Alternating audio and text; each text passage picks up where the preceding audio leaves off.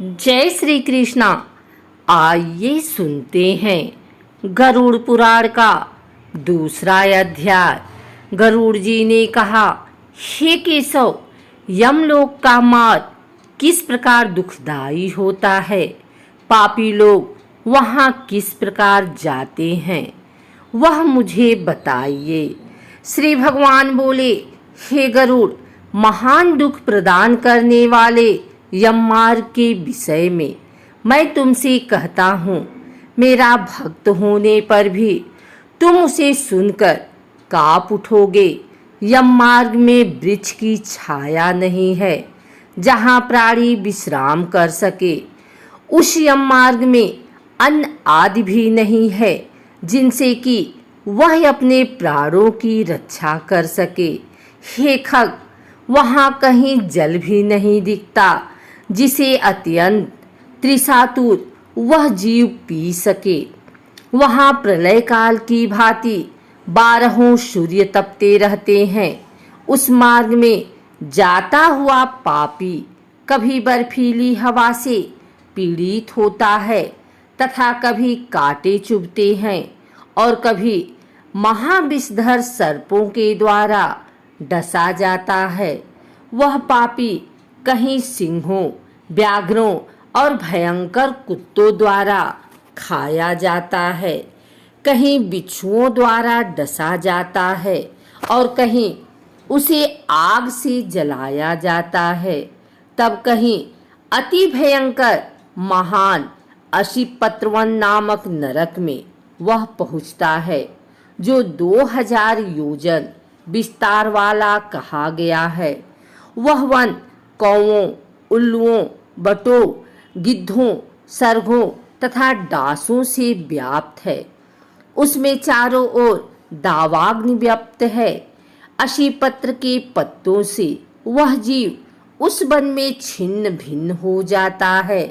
कहीं अंधे कुएं में गिरता है, कहीं विकट पर्वत से गिरता है, कहीं छुरे की धार पर चलता है तो कहीं कीलों के ऊपर चलता है, कहीं घने अंधकार में गिरता है, कहीं उग्र उत्पन्न करने वाले जल में गिरता है, कहीं जोकों से भरे हुए कीचड़ में गिरता है तो कहीं जलते हुए कीचड़ में गिरता है, कहीं तपी हुई बालुका से व्याप्त और कहीं धधकते हुए ताम्रमय मार्ग, कहीं अंगार की राशि और कहीं अत्यधिक धुएं से भरे हुए मार्ग पर उसे चलना पड़ता है।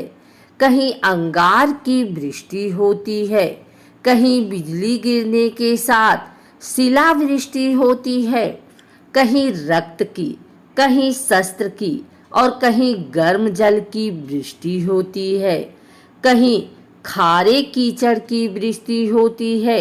मार्ग में कहीं गहरी खाई है, कहीं पर्वत शिखरों की चढ़ाई है और कहीं कंदराओं में प्रवेश करना पड़ता है। वहाँ मार्ग में कहीं घना अंधकार है तो कहीं दुख से चढ़ी जाने योग्य शिलाएं हैं, कहीं मवाद, रक्त तथा विष्ठा से भरे हुए तालाब हैं। यम मार्ग के बीचों बीच अत्यंत उग्र और घोर बैतरनी नदी बहती है। वह देखने पर दुखदायिनी हो तो क्या आश्चर्य, उसकी वार्ता ही भय पैदा करने वाली है। वह 100 योजन चौड़ी है। उसमें पीव, मवाद और शोणित रक्त बहते रहते हैं।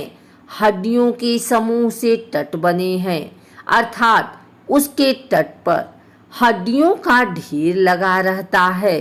मांस और रक्त के कीचड़ वाली वह नदी दुख से पार की जाने वाली है। अथाह गहरी और पापियों द्वारा दुखपूर्वक पार की जाने वाली यह नदी केश रूपी सिवार से भरी होने के कारण दुर्गम है। वह विशालकाय ग्रहों से व्याप्त है और सैकड़ों प्रकार के घोर पक्षियों से आवृत है।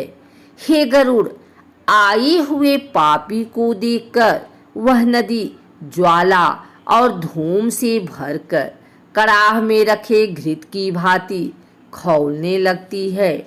वह नदी सुई के समान मुख वाले भयानक कीड़ों से चारों ओर व्याप्त है।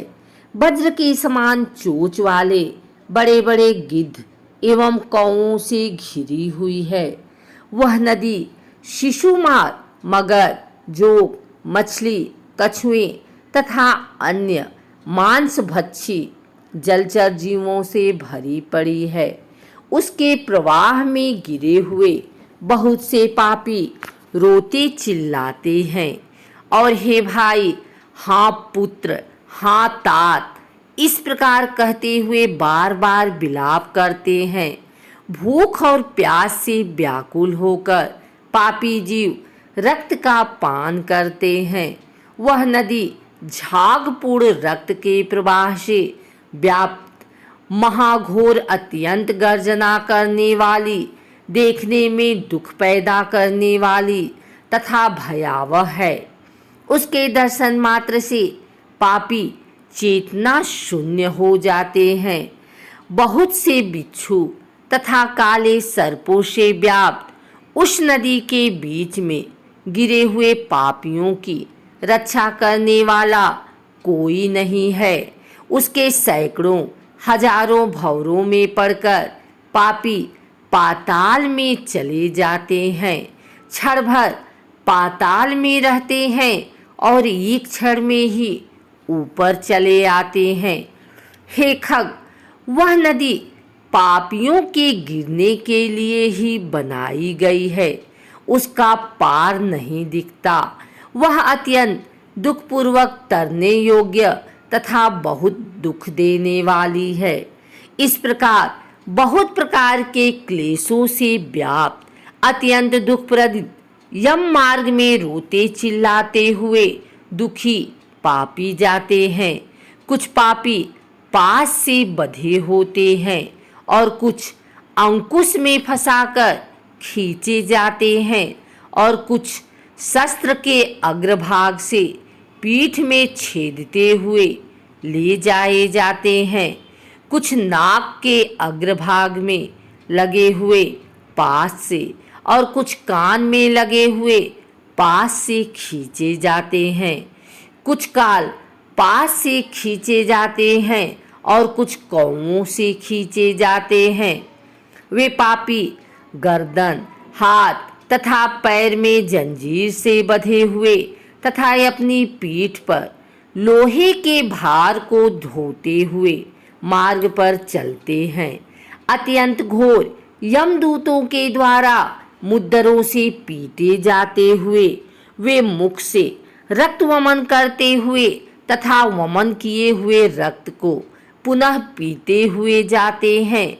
उस समय अपने दुष्कर्मों को सोचते हुए प्राणी अत्यंत ग्लानि का अनुभव करते हैं और अतीव दुखित होकर यमलोक को जाते हैं। इस प्रकार यम मार्ग में जाता हुआ वह मंदबुद्धि प्राणी हाँ पुत्र, हाँ पौत्र, इस प्रकार पुत्र और पौत्रों को पुकारते हुए हाय हाय इस प्रकार विलाप करते हुए पश्चाताप की ज्वाला से जलता रहता है। वह विचार करता है कि महान पुण्य के संबंध से मनुष्य जन्म प्राप्त होता है। उसे प्राप्त कर भी मैंने धर्माचरण नहीं किया। यह मैंने क्या किया? मैंने दान दिया नहीं, अग्नि में हवन किया नहीं, तपस्या की नहीं, देवताओं की भी पूजा की नहीं, विधि विधान से तीर्थ सेवा की नहीं।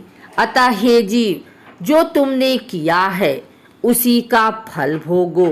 हे देही, तुमने ब्राह्मणों की पूजा की नहीं, देव, नदी, गंगा का सहारा लिया नहीं, सत्पुरुषों की सेवा की नहीं, कभी भी दूसरे का उपकार किया नहीं। इसलिए हे जीव, जो तुमने किया है अब उसी का फल भोगो। मनुष्यों और पशु पक्षियों के लिए जलहीन प्रदेश में जलाशय का निर्माण किया नहीं, गौओं और ब्राह्मणों को आजीविका के लिए थोड़ा भी प्रयास किया नहीं। इसलिए हे देही, तुमने जो किया है उसी से अपना निर्वाह करो। तुमने नित्य दान किया नहीं, गौओं के दैनिक भरण पोषण की व्यवस्था की नहीं, वेदों और शास्त्रों के वचनों को प्रमाण माना नहीं, पुराणों को सुना नहीं, विद्यमानों की पूजा की नहीं। इसलिए हे देही, जो तुमने किया है उन्हीं दुष्कर्मों के फल को अब भोगो। नारी जीव भी पश्चाताप करते हुए कहता है, मैंने पति की हित कर आज्ञा का पालन किया नहीं, पातिव्रत्य धर्म का कभी पालन किया नहीं और गुरुजनों को गौरवोचित सम्मान कभी दिया नहीं। इसलिए हे देही, जो तुमने किया उसी का अब फल भोगो।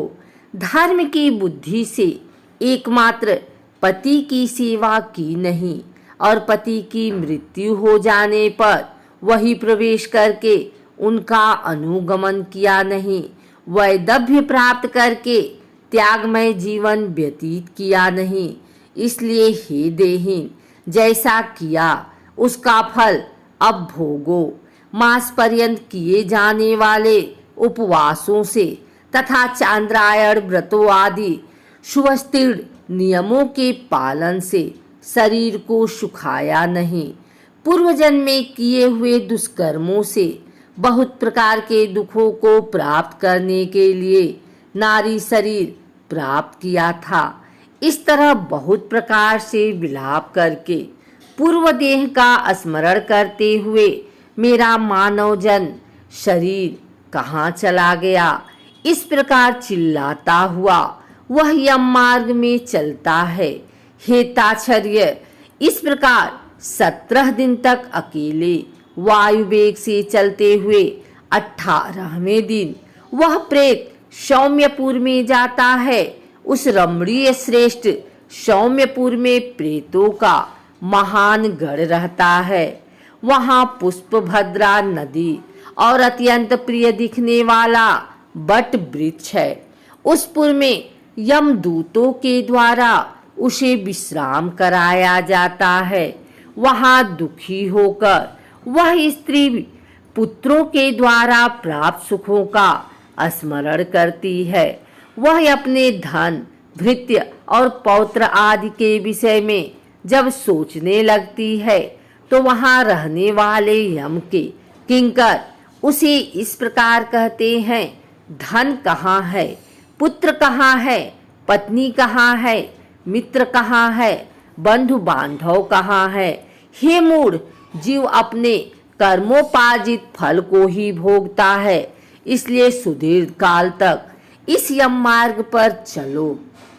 हे परलोक के राही, तू यह जानता है कि राहगीरों का बल और संबल पाथेय ही होता है, जिसके लिए तूने प्रयास तो किया नहीं। तू यह भी नहीं जानता था कि तुम्हें निश्चित ही उस मार्ग पर चलना है और उस रास्ते पर कोई भी लेन देन हो नहीं सकता। यह मार्ग के बालकों को भी विदित रहता है। हे मनुष्य, क्या तुमने इसे सुना नहीं था? क्या तुमने ब्राह्मणों के मुख से पुराणों के वचन सुने नहीं थे?